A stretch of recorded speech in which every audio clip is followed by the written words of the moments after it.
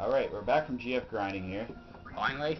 and just to go back over what you should have, HP Junction, and you should have Strength plus 20. I also decided to level up Strength plus 40%. You don't really need to. It's going to take you about a good half hour of more GF grinding just to get. It's going to give you a major boost to your strength, obviously, and it's going to make the next boss fights incredibly simple. But like I said, Strength 20 is good enough if you're tired of all this battling with the stupid little fish things on the shorefront. Okay, and after we've got that, make sure that Ifrit obviously is equipped to Squall, because that's where the strength bonuses are really going to be useful. Squall. And we're going to go back to Balam Garden now. Yeah. Just a little note here, if you run on this roadway, you won't get into any random encounters. Anywhere outside the roadway will, so just, if you want to get to Balam Garden, to Balam, without fighting, that's the way you do it. The only other RPG off the top of my head I can think does that is Star Ocean 2. Possibly, I never played Because Star there's Ocean actually 2. a scene when you're about to leave your town where a certain character, who changes depending on who you play as, says, stay on the road to avoid danger. Of course, this is going to start talking about more GF stuff, but we don't really need to learn it. All we need to know is that you can buy potions and stuff for your GFs, just like for characters. We're going to be heading back to Squall's room here to get changed for his seed exam. Because apparently he's not allowed to wear his biker outfit to the seed exam. Yeah, the bondage outfit will not do for seed examinations, apparently.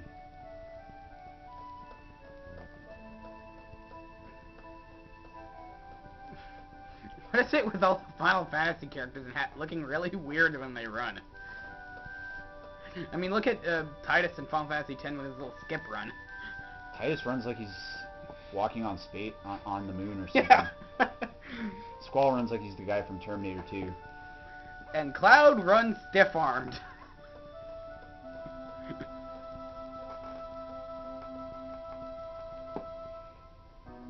Now we're gonna be. Squall's room is just over here, the furthest possible point away from where you get in. Exactly. If you don't want to take this time, you could actually stop by the map in the front, and it helps you quick travel. But quick traveling's for wussies, so we're not going to do that.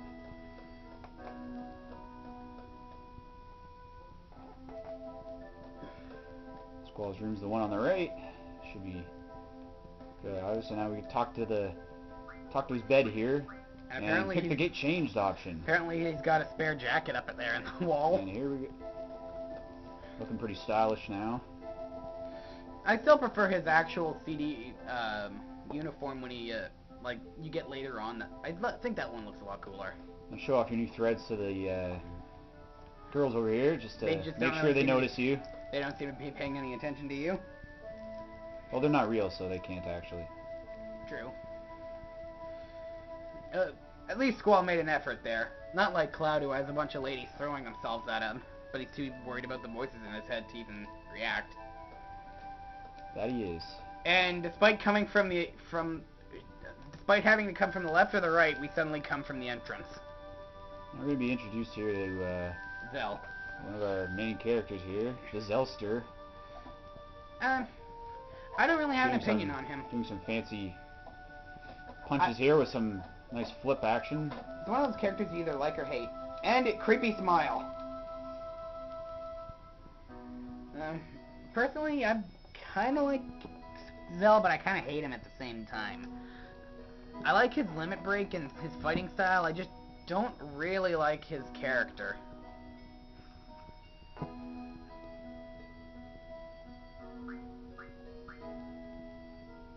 So yeah. Now, I should have skipped this because it's basically just going to teach you information that you don't really need to know, but I forgot to skip it, so... Oh well. Anyway, it's not probably one that of the shorter tutorials anyway. Basically. It's basically just telling you to turn Zell's limit break function either on or onto manual or auto. Manual seems a little more easy. Actually, his is basically the toughest limit break to actually achieve in the game. But it's actually the strongest limit break also. So if you actually learn how to do his limit break and learn how to do it well, then you're doing pretty good for yourself in most battles. We've got a bit of a problem. Look who our squad leader is. Makes me wonder if they did that on purpose or if it was just pulling out a hat, basically.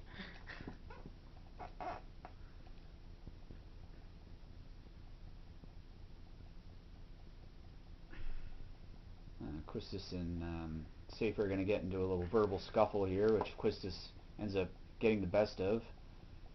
And then Safer mentioned something that's not really mentioned from what really in the game later on. The list. I guess it was just character development or something, but I kind of wish they had done something with that. You'll see. Zell looks pretty pissed off. Get used to seeing Zell like that.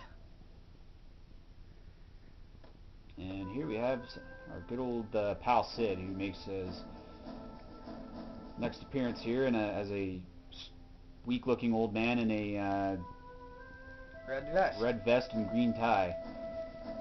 Not the greatest Sid encounter in Final Fantasy history, but he has his moments in this game. I kind of like the Final Fantasy VII Sid. I think everyone probably does. Sid here is going to start to go on about how fantastic Balam Garden is and how important the mission is and blah blah blah, but yeah, Sid seems to be the speech-making guy of the game. When you're trying to read that contract later on, that is really funny. Spoilers. Not saying when it is, though.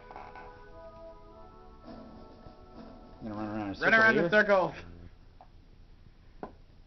And you're just going to want to...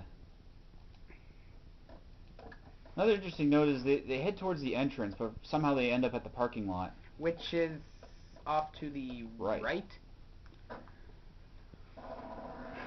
Doesn't really make sense, but hey, nothing really has to make sense. It's a video game. It's Final Fantasy. I mean, in the first Final Fantasy, you had a flying frickin' ship. In medieval times. I'm sure it would have been possible.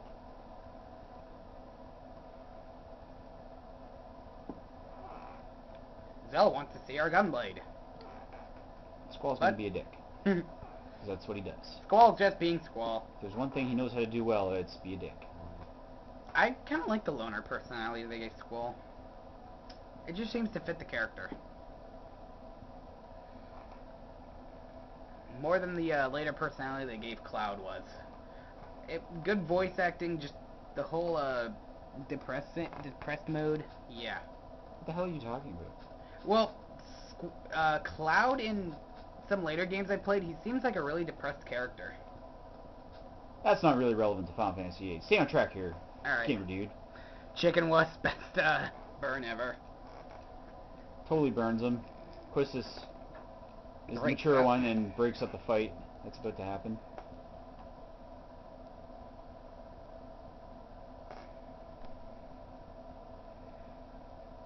And Squall brings up the girl he saw earlier.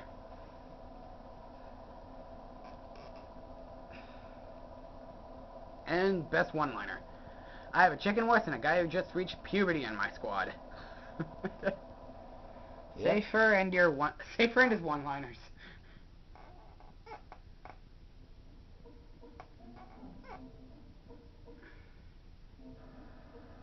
And here we go. It's going to give you a little instruction manual here on driving the car, which shouldn't be that difficult. If you can't figure that out, you really shouldn't be playing this game. We drive over to Balam Town here. Driving a car, if you don't have the no encounter thing or whatever it's called, driving a car is the closest thing you'll get to never hitting a random encounter. At least until you run out of gas and have to walk the rest of the way. Exactly. I unfortunately didn't know about that first time I ever played this game. Yeah, the cars are somewhat realistic. You can actually run out of gas. Yeah, I did like that feature. And it's not like it's like a 1 minute tank of gas. It'll actually last a good bit. And here we go, about to board the vessels, as Cloud puts it. Squall. Squall, right. Sorry, I think I got you thinking about Cloud. Got me there. And Quistis blocks your way and tells you to hurry up. The hell? Oh, Just gave her an opportunity to bat her eyes at Squall and, you know, And hey, you didn't miss the ramp this tie time. him up like usual.